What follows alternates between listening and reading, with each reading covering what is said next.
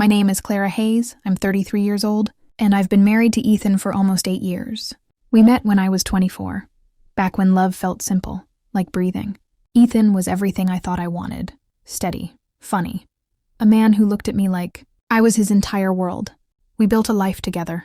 A small house, Sunday breakfasts, plans for the future that stretched out like a clear road ahead. For years, I felt lucky. I used to fall asleep every night thinking, this is it. This is home. But love changes. Not all at once, slowly, quietly. You don't hear it breaking. You only start to feel the cracks when the silence between you grows too long, when the words stop coming easily, when the laughter you used to share starts to sound forced. I didn't notice it at first. I thought it was just life, stress, work, growing older. But then the little things began. Ethan started working late. First a few nights a week, then more. He'd come home after midnight, loosen his tie and say, "Sorry, meetings ran long." I wanted to believe him. I did, but I could feel the distance in the air. Like a draft from an open window I couldn't find.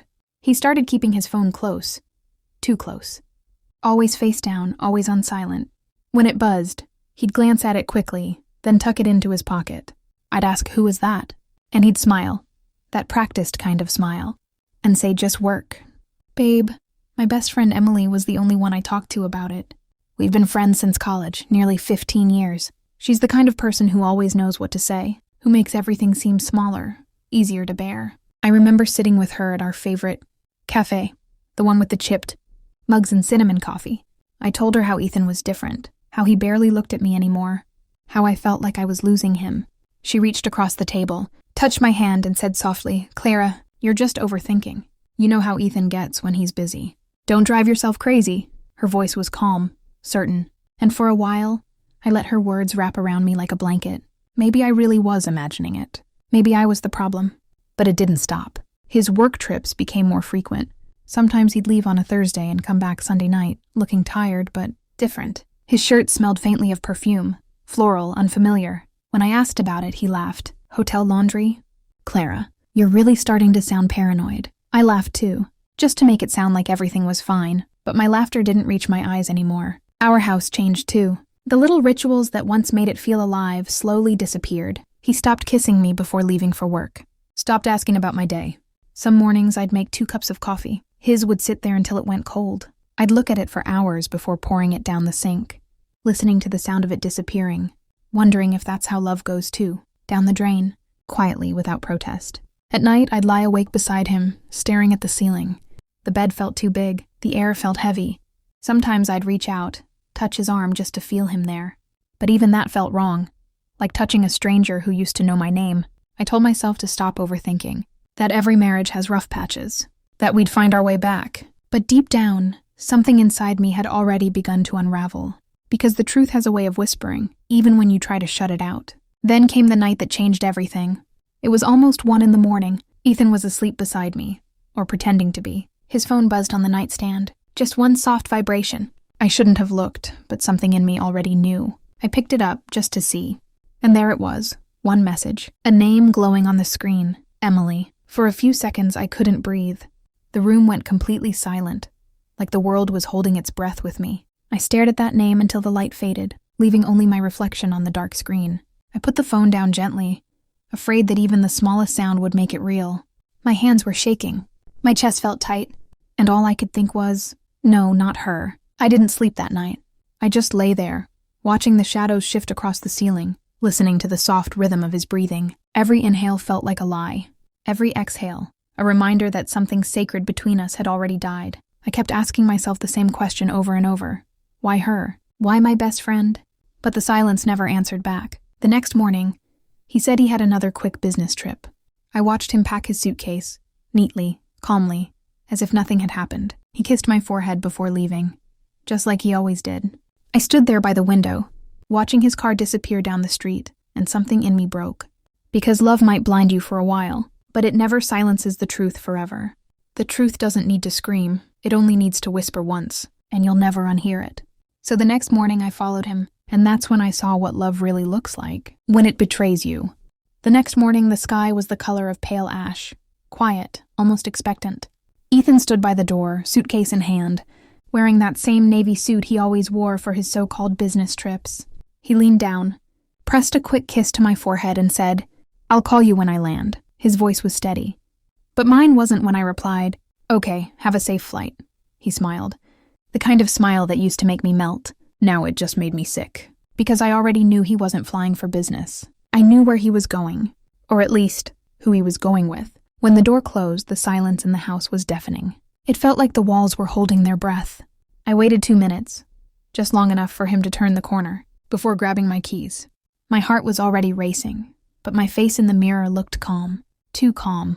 The kind of calm that only comes from a breaking point. Traffic was slow that morning. Every red light felt like a test of patience. I kept my distance, 2, sometimes 3 cars behind. His silver sedan glimmered faintly in the early sunlight, just far enough ahead that he wouldn't notice me. My hands were clenched on the steering wheel, knuckles white, and my chest felt tight, like every breath had to fight its way out. I told myself this wasn't what it looked like, that maybe I was wrong, that maybe Emily had nothing to do with it. But that tiny, trembling voice of denial was already dying inside me. The truth was too loud now. When he turned toward the airport, my stomach dropped. I followed slowly, parked a few rows away, and watched him step out of the car. He looked calm, too calm. The man I used to share a bed with was humming softly as he rolled his suitcase across the pavement. I waited until he disappeared into the terminal before I followed. Inside, the world felt too bright, all glass and noise. The echo of rolling suitcases, the constant hum of flight announcements, the distant chatter of strangers. I kept my head low, my scarf pulled up, pretending to scroll through my phone as I walked. I bought a small coffee I didn't need, just to blend in, but my hands were shaking so badly the lid rattled. The air smelled like perfume, metal, and coffee grounds. Too familiar, too sharp. I scanned the crowd, my heart hammering in my throat. Then I saw him, near gate 12. He was standing by the window, phone in hand, checking the time. For a moment, I almost convinced myself he was alone, that maybe this was just another cruel misunderstanding. But then, she appeared. Emily, her hair tied up in that careless way she always did. The same coat she wore the last time I saw her. She was smiling, soft and easy, like this was just another morning. And then I saw it, her hand sliding into his. For a second, I forgot how to breathe. My breath just stopped. The coffee cup in my hand crumpled slightly from the pressure of my grip. Time didn't move. The sound of the airport faded into nothing. No footsteps, no announcements, no noise at all. Just the sight of them, together. Ethan leaned in close to her, whispering something that made her laugh. That quiet, knowing laugh she always had. The same one that used to fill my kitchen, the one that used to make me feel less alone. My vision blurred for a moment, and I realized I was crying without even knowing it. The tears came silent, soft, steady, falling onto the sleeve of my coat like raindrops no one could see. I wanted to scream, to walk up to them, to ask how long they'd been lying to me, how long they'd been smiling in my face, talking behind my back. But I didn't move. I couldn't. My legs felt heavy, rooted to the floor. All I could do was watch. He touched her cheek the way he used to touch mine, gentle, almost protective. She looked up at him with that same affection I once believed was mine alone. And in that moment, I realized something. It wasn't just betrayal. It was replacement. I wasn't losing him. I'd already been replaced by the person I trusted most. I moved behind a column, the one near the glass wall, and pulled out my phone. My fingers trembled so hard it took 3 tries to unlock the screen. I lifted the camera, careful, quiet, barely breathing. Click. One photo. Click. Another. The sound was small, but to me it felt deafening, like proof sealing itself into existence. Ethan's hand on hers, Emily's head resting on his shoulder, the two of them framed against the glow of the morning light like some perfect picture of love. My hands wouldn't stop shaking. I wanted to drop the phone, to run, to disappear. But instead I just stood there, frozen, watching the life I thought I had crumble right in front of me, watching them walk toward the boarding gate, their fingers intertwined, their laughter fading into the crowd. As they handed their tickets to the attendant, Ethan turned slightly, just enough that I saw his face again, the man who once promised to love me until his last breath. And all I could think was, he's already gone. They disappeared down the jet bridge, swallowed by the light. I stayed there long after, staring at the empty space they'd left behind. My coffee had gone cold in my hand. My reflection in the glass looked like someone else, pale, tired, hollow. I didn't cry anymore. I didn't scream. I just existed, quietly, the kind of quiet that comes when you realize you've crossed a line you can't uncross. When I finally turned to leave, I wiped the tears from my cheeks and took one last look at the gate sign. Flight 208, Paris, the city we once said we'd visit. For our 10th anniversary, I almost laughed. Almost. As I walked back to the car, I felt something shift inside me. The pain was still there, but beneath it was something else. Calm, cold, steady, the kind of calm that comes before a storm. I didn't confront them, not at the airport. Not that day, because heartbreak teaches you something, that silence can be more powerful than rage. And as I drove home, watching the planes lift into the sky, one thought echoed in my mind. I didn't confront them. Not yet. I had something better in mind. When I came home from the airport, the house felt different. Not empty, poisoned. The air was still, heavy, and everything that once felt safe now carried his fingerprints. His shoes by the door, his jacket hanging over the chair, the faint smell of his cologne still clinging to the hallway. I stood there for a long time, staring at the life we built together, and realizing it wasn't ours anymore. It was his lie, dressed as love. I didn't cry. Not this time. My tears had already done their job. They'd washed the shock away. What was left was something quieter, sharper, like a blade cooling, after being forged in fire. I went upstairs, past our wedding photo on the wall. For a second, I almost stopped to take it down, but I didn't. Let it hang there, I thought. A reminder, a warning. In our bedroom, the bed looked untouched, perfectly made. I sat on my side in the same spot I'd sat every morning for 8 years, and opened my phone. My hands were steady this time. I opened the photos I'd taken at the airport, one by one, each frame a truth I could never unsee. Ethan's hand on Emily's. Emily's head tilted toward him, the light catching their faces just right, as if the world itself was mocking me. I zoomed in. I studied every detail. The way he smiled at her, softer than he ever smiled at me. The way her fingers rested against his chest like she belonged there. And for the first time in weeks, I actually felt calm. Not forgiveness, not acceptance, just calm. Because now I had proof. And proof, unlike love, doesn't fade. I closed the photos and sat in silence for a while, listening to the ticking of the clock on the wall. Every second felt heavy, deliberate. I thought about how easily they lied to me. How many times. I'd sat across from both of them, smiling, talking, not knowing the truth. The dinners, the secrets, the shared glances I never noticed. It all replayed like a film I hadn't realized I was part of. Only now I knew how it ended. That night, I started collecting pieces of their puzzle. Quietly, carefully, I logged into our shared bank account. Something I hadn't done in months. And there it was. Charges I didn't recognize. A hotel downtown, dinners for 2, plane tickets, all under business expenses. I took screenshots, saved the statements, sent them to my private email. Then I went through his messages, his call logs, his calendar, everything he thought he could hide in plain sight. I wasn't shaking anymore. I wasn't angry. I was focused. Love taught me patience. Betrayal taught me precision. I made lists, names, dates, receipts. I organized everything like evidence for a trial. Because in a way, that's what this was. A quiet trial. One where I'd be judge, jury, and witness to my own resurrection. The rain started outside, soft against the windows. I turned on the desk lamp and watched the golden light spill across the table. My notebook lay open, every page a plan forming, one careful step at a time. I wrote down passwords, lawyer contacts, and notes only I could understand. The pen moved slowly, the ink spreading like veins across the paper. I used to think silence meant peace, I whispered to myself. Now I know when it's the sound of planning. Hours passed. Midnight came and went. I made coffee I didn't drink.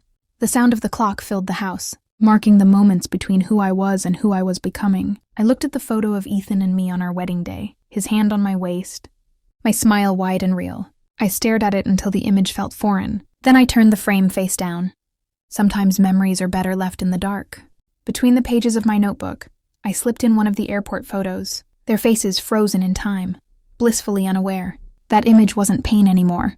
It was power. The next morning I called Julia, my old college friend, the one who became a lawyer. I kept my voice steady. Hypothetically, I said, if someone wanted to prepare for a separation quietly, what would they need? She didn't ask questions. She just said, come by tomorrow. We'll talk.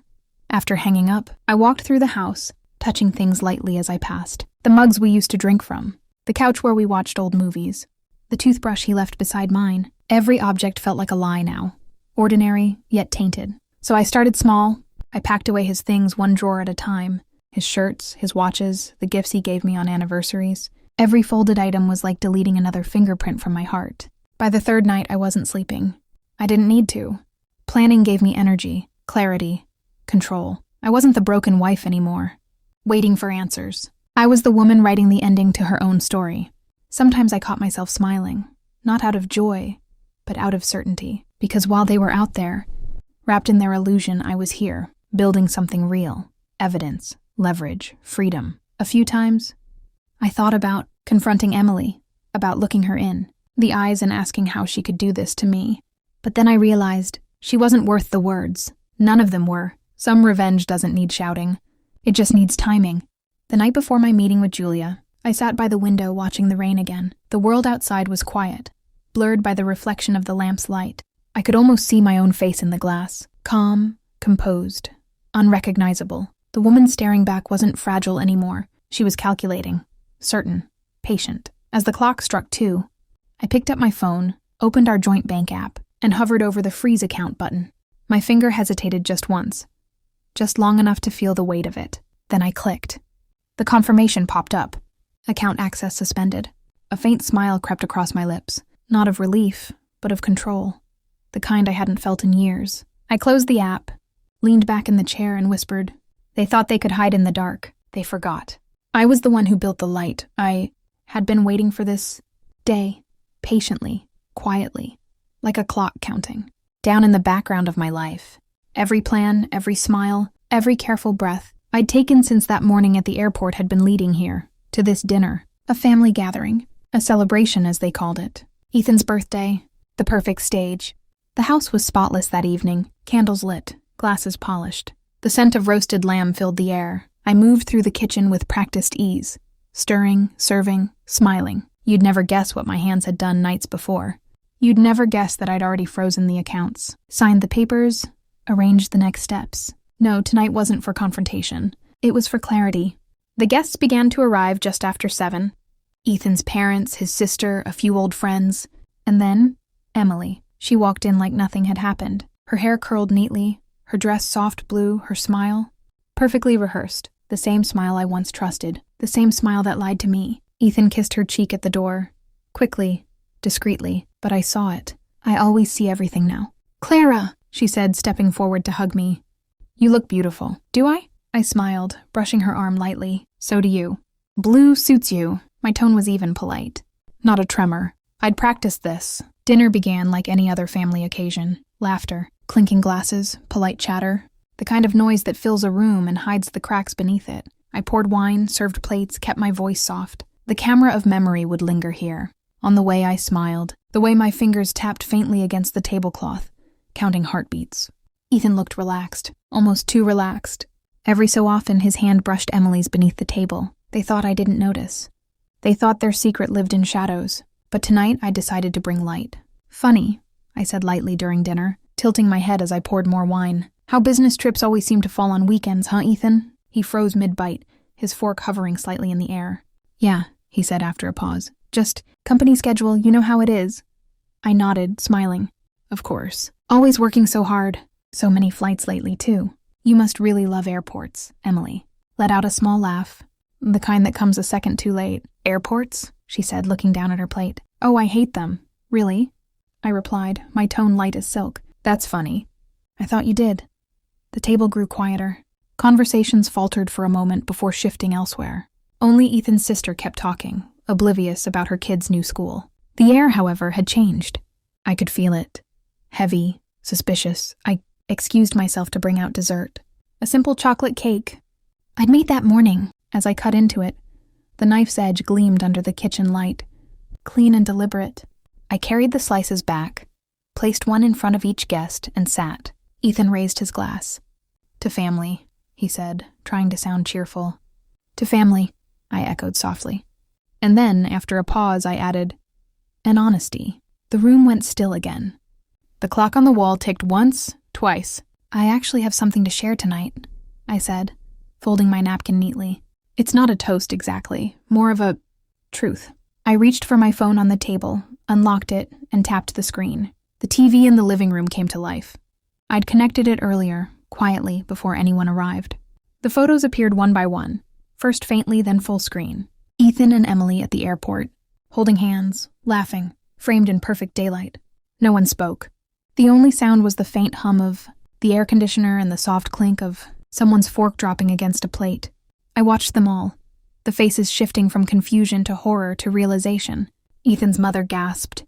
His sister whispered, "Oh my God." Emily's smile vanished completely. Ethan's face drained of color. No screams, no tears, just the sound of hearts breaking quietly. He stood up abruptly. Clara, this isn't... Please, I said gently, cutting him off. Don't, not tonight. Emily's lips trembled. Clara, I swear it's not what you think. I turned to her. My voice was calm, almost kind. Emily, darling, I think it's exactly what I think. And honestly, it's quite a relief to finally stop pretending. For a long moment, no one breathed. The candles flickered softly, the flame reflections trembling in the wine glasses. I looked around the table, at every face that had once believed in our marriage, at every friend who had said we were perfect together. And I said, I used to wonder what betrayal looked like. Turns out it looks just like love, until you see it from the other side. Ethan tried to speak again, but the words came out hollow. Clara, please, let's talk. There's nothing left to talk about, I said, still smiling faintly. Everything I needed to hear I already did. Everything I needed to see I already saw. I stood slowly, my chair scraping softly against the floor. Thank you all for coming, I said to the room, my tone polite, steady.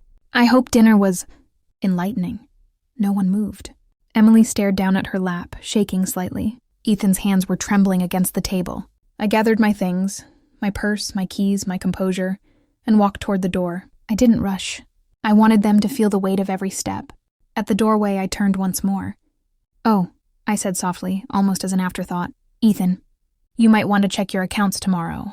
Things change quickly when trust disappears. I smiled one last time. That calm, practiced smile, and stepped out into the night. The air outside was cool, the moon hanging low, the streetlights humming quietly. Behind me, I could still hear faint voices, confusion, whispers, someone sobbing softly. But I didn't stop. I didn't look back. I walked to my car, opened the door, and sat in the driver's seat. For the first time in a long while, I exhaled. Deeply, completely. It felt clean. As the engine started, I looked at my reflection in the rearview mirror. My face was calm, elegant, untouchable. The woman staring back wasn't the same one who'd followed her. Husband to the airport. She was something else now. Something stronger. I smiled faintly. They thought they'd buried me under their lies, I whispered. They didn't realize I was the roots. I didn't look back that night. I didn't have to. Some ruins don't deserve witnesses. It's been weeks since that dinner, since the silence, the stares, the way the air seemed to fold in on itself when the truth came out. I still remember the sound of the door closing behind me that night, soft, final, like the last page of a book turning itself. Now, the house feels different, lighter. The walls don't hum with tension anymore. The rooms no longer carry his echo, just mine. And that's enough. I walk slower these days. I breathe deeper. There's no one left to lie to. No one left to protect. I wake up to the sound of birds instead of the constant dread in my chest. Sometimes I even forget his name for a moment. It comes back, of course, but softer now. Like a song I used to love, then forgot the lyrics to. They say time heals all wounds, but I don't think that's true. Time doesn't heal. It just gives you space to breathe while the bleeding slows. Healing. That's a choice. A quiet, steady one. And I made mine. The truth spread faster than I expected. The photos. The whispers. The perfect couple undone by their own reflection. Ethan tried to control the story, of course. Said it was a misunderstanding. Said it wasn't what it looked like. But people saw. They always see. The company caught wind of it. Apparently a scandal like that doesn't sit well with investors. His boss asked him to take some time off. A polite way of saying, "You're done here. I heard he's been staying in a small apartment now. One of those temporary ones with bad lighting and a smell that never quite leaves. Bills are piling up. His lawyer's been calling about the divorce papers. I imagine him sitting there in the dark, replaying every moment, wondering when he lost control. The truth is, he never had it. Emily didn't fare much better. The world she built on stolen affection began to crumble. Friends stopped answering her calls. Her reputation gone. I saw her once by accident at a cafe downtown. She was sitting alone, eyes red, phone buzzing endlessly on the table. She didn't see me. Or maybe she did, but couldn't face me. I watched for a moment, then left. No words, no need. They burned everything to keep their secret warm. I didn't have to ruin them. The truth did that for me. My revenge, it turns out, wasn't the fire. It was the quiet that followed. And in that quiet I found peace. I spent the first few days cleaning. Not because the house was dirty, but because I needed to erase the ghosts. His toothbrush gone. His shirts folded neatly into a donation box. The photo of us at the beach, ripped in half, then thrown away. I didn't cry. I thought I might. But there were no tears left to give. Just a calm understanding that some memories deserve the trash, not the frame. I changed my last name back to mine, the one I'd given up years ago when I thought love meant merging identities. It felt strange at first, signing it again. But then it started to feel right, like coming home to myself. I repainted the bedroom walls, moved the bed, bought new sheets that didn't smell like old arguments. And for the first time in years, I slept through the night without waking up to check if he was there. Healing is strange. It's not loud. It doesn't announce itself. It creeps in quietly, like light through a curtain you forgot to close. Some mornings I still wake expecting to feel the ache. But instead there's just stillness, and I think maybe that's enough. I found his wedding ring in a drawer last week, hidden under some old receipts. I held it for a moment, turning it between my fingers. The gold had dulled. The engraving inside, forever, C&E. Funny how small forever looks when it's lying in your palm. I dropped it in the trash without a word. It made a soft sound when it hit the bottom. That was it. No tears. No ceremony. Just release. Sometimes I catch myself wondering what he's doing now. Whether he misses me, whether she does. But then I remember. Their choices. Their lies. The ruins they built together. And I realize it doesn't matter anymore. What's broken is theirs to fix. What's gone is mine to let go. I've started reading again, sitting by the window with a cup of tea, letting the rain tap softly against the glass. The world feels bigger now, and somehow gentler. I laugh sometimes. At small things, quiet things. The sound surprises me every time. It's like rediscovering a part of myself that had been waiting beneath the wreckage. I used to think revenge was about destruction. But now I see it's about survival, about choosing peace over bitterness, about learning how to live without apology. Maybe that's what freedom really is. Not starting over, but continuing differently. The papers are finalized now. The house is in my name, my name. I stand by the window at night, looking out at the lights beyond the trees, and I feel nothing heavy, just space, just air. I don't know what comes next. Maybe I'll travel. Maybe I'll plant a garden. Maybe I'll just sit here a little longer, watching the world breathe again. But whatever it is, it'll be mine. Entirely mine. They built their ruins with lies. I built my freedom with silence. The morning light feels different now. Softer, warmer. It doesn't stab through the curtains the way it used to when I'd lie awake, eyes open, dreading another day of pretending everything was fine. It rests on my face like a quiet promise. When I open my eyes, I don't think of them. Not him, not her, not the way they looked that day at the airport. Just the light, just the peace, just me. It's strange how peace doesn't arrive with noise. There's no grand announcement, no sudden relief. It just shows up one morning when your heart finally stops fighting itself. You realize you're breathing without pain, and for a moment that feels like a miracle. I moved a few weeks ago, packed everything that still felt like mine and left behind the rest. The new place isn't big, just 2 rooms and a kitchen with sunlight that spills across the floor in the morning. The walls are pale, almost white, and I've hung sheer curtains that move gently when the wind finds them. I bought plants. I never used to keep any before. Ethan thought they were a hassle. But now they fill my windowsill, green and alive. I talk to them sometimes just to fill the air. There's a calm here, the kind that doesn't demand anything from me. No more footsteps pacing late at night. No more phone screens flipped down on the table. No more pretending not to hear whispers from behind closed doors. Just the faint hum of life returning to its rhythm. Just quiet. Just stillness. I make my coffee the same way every morning. 1 spoon of honey, just enough to take the edge off. He used to laugh at that. Said I liked things too sweet. I smile at the memory, but not because I miss it. I smile because I don't need his permission for sweetness anymore. I sip it slowly, feeling it warm my hands. This, right here. This is what peace tastes like. I spend mornings by the window, watching the world outside move in slow motion. Cars, people, clouds, drifting lazily through a pale blue sky. Life doesn't stop just because your heart does. It keeps going, like it always has. For a while, I resented that. But now I find comfort in it. The world doesn't owe me pause. It just gives me time to find my place again. Sometimes, without meaning to, my mind wanders back to that day. The airport. The echo of rolling suitcases on the floor. The faint smell of coffee and jet fuel. The way my hands shook when I saw them. Ethan and Emily, standing side by side. Fingers intertwined like it was the most natural thing in the world. For months, that image haunted me. Played on a loop behind my eyelids every night. But now when it surfaces, I don't flinch. I see it for what it is, a memory, a truth I once needed to see. I can even smile at it now. Not because it was beautiful, but because it set me free. It's strange how pain can become a kind of teacher, cruel but honest. I used to think betrayal was the end of everything, but now I see it was the beginning of me. His name doesn't sting anymore. Hers doesn't echo. I don't look for their faces in crowds. I don't check if they're happy, if they lasted, if their ruin is complete. That chapter is closed. And for once, I don't need to read the last page. The wedding ring is still in a drawer somewhere. I found it the other day while looking for batteries. I held it for a moment, cold, small, meaningless. The inscription inside, once a promise, now just words etched into metal. I dropped it back and shut the drawer. No anger, no sadness, just indifference. That's how I knew I was healing. Emily's laughter used to echo in my head, the way guilt sometimes lingers in a room after an argument. Now it's gone. Faded. Like a song I used to hum without realizing.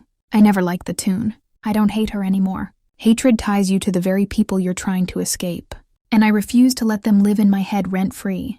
They were lessons. Expensive ones, but necessary. I used to think love was everything, that it was the answer to every ache, every fear. But now I know better. Love is beautiful, yes, but it's also blind. It can build and it can destroy. Peace, though, peace asks for nothing. Peace is quiet strength, and for the first time that's what I have. Some days I take long walks through the city. Not to go anywhere, just to feel the world under my feet again. I walk past faces that don't know my story, and it's freeing. To be anonymous, to exist without explanation. I pass by cafes, markets, the small park near the train station. I sit on a bench, feel the breeze, and let the world hum softly around me. Sometimes I see couples holding hands. I don't look away. I just think, I hope they stay kind to each other, because I know what it feels like when love turns sharp. When it stops being a home and becomes a weapon. I don't want that for anyone. There's a quiet sort of wisdom that comes with pain. A knowing. I can feel it in my bones now. That calm awareness that everything, even heartbreak, is temporary. That no matter how deep the wound, the body learns to heal. The heart, too. One day, I decided to go back to the airport. Not for closure, just curiosity. The same place where everything ended. It looked the same. People rushing, announcements echoing, the scent of coffee and rain on the runway. But it didn't hurt anymore. I stood there for a while, just watching. And then I bought a ticket. Not to escape, to begin. A small, coastal town, nothing fancy. A few hours by plane. I sat by the window, looking down at the clouds. They looked soft, endless, forgiving. Somewhere between sky and earth. I realized something. I didn't need to forget to move on. I just needed to stop holding on. Letting go isn't about erasing what happened. It's about making peace with it. It's about saying, yes, that was my story once, but it isn't anymore. I stayed by the ocean for a few days. The waves sounded like breathing, like time resetting itself. I wrote in a journal every night. Small things. Random thoughts.